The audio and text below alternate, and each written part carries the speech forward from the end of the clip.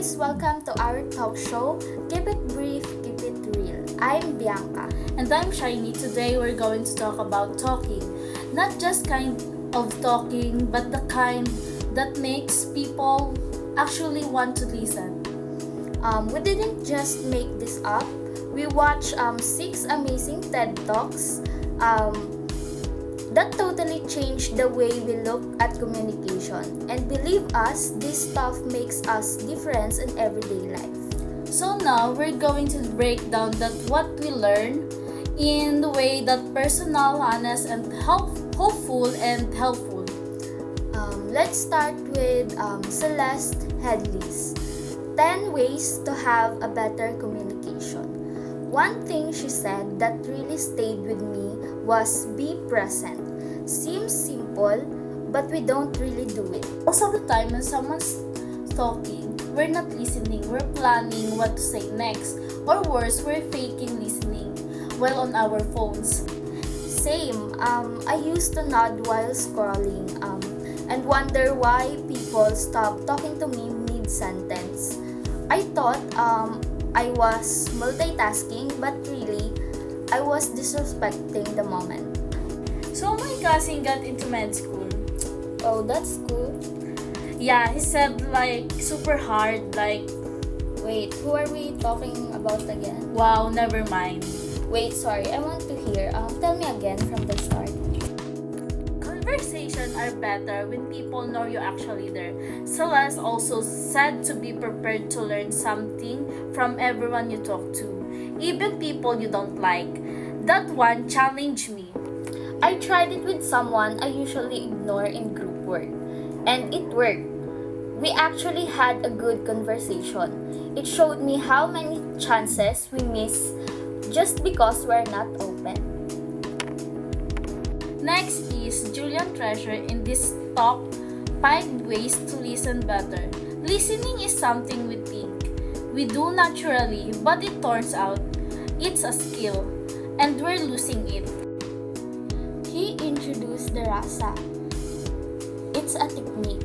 Receive, appreciate, summarize, and ask. I practice it with my little sister. Usually, when she talks about her day, I tune out. But this time, I listened, responded, and asked questions. Same here. I used Rasa with my mom. She was shocked I didn't cut her off. That small change made our conversation last longer and it felt more real. So your boss yelled at you again? Yes, for something I didn't even do. That must been frustrating. It was. I cried in the stock room. I want to talk about it. You really want to listen? Yes, I'm always here. That is the power of presence. And Treasure said, we need to learn how to enjoy silence again. Not rush in to feel it. Just pause and let the moment breathe.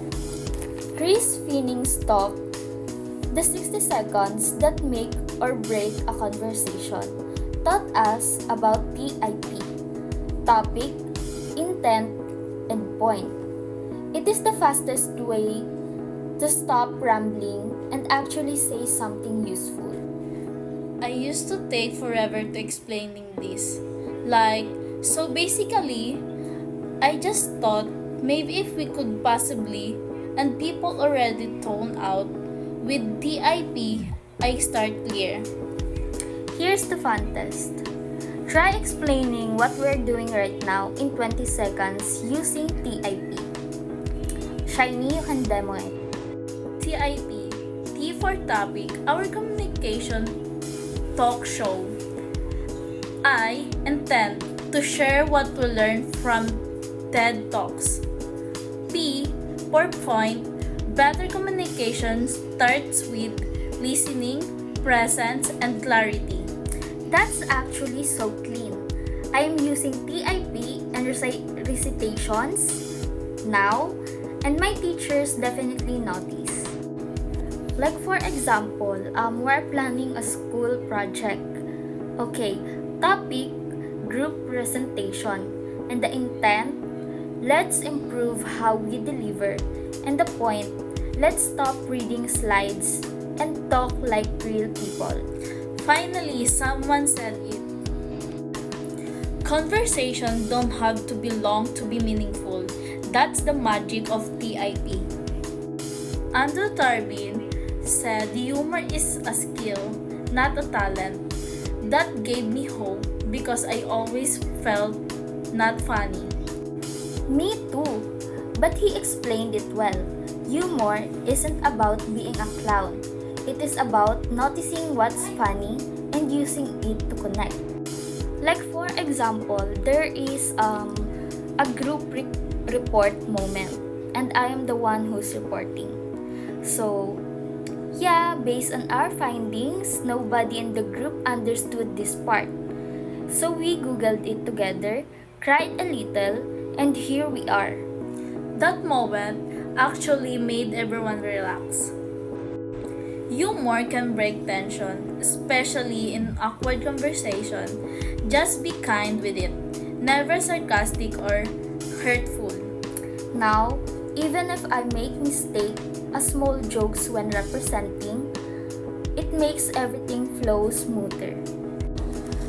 Tim Pollard said, communication often goes wrong because we throw too much information or use smart-sounding words that no one understands.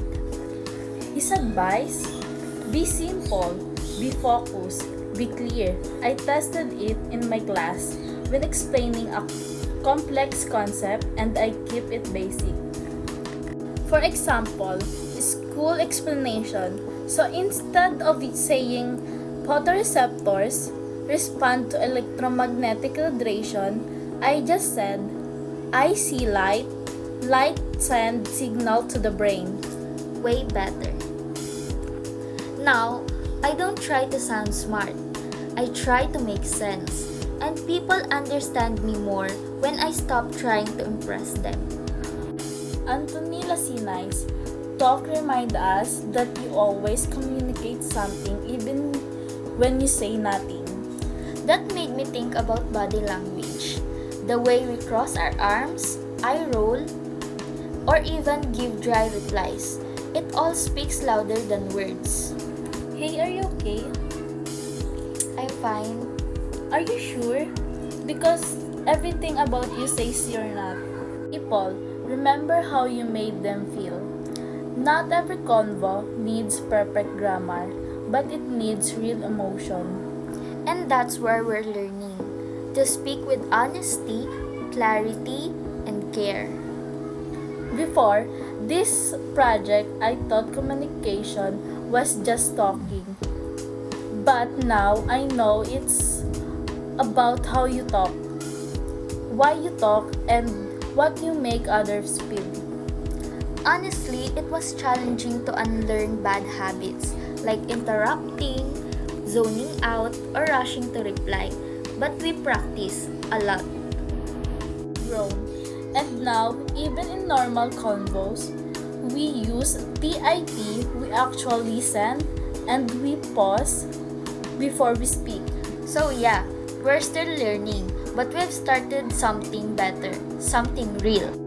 Thanks for tuning in to Keep It Real, Keep It Real. See you in the next conversation.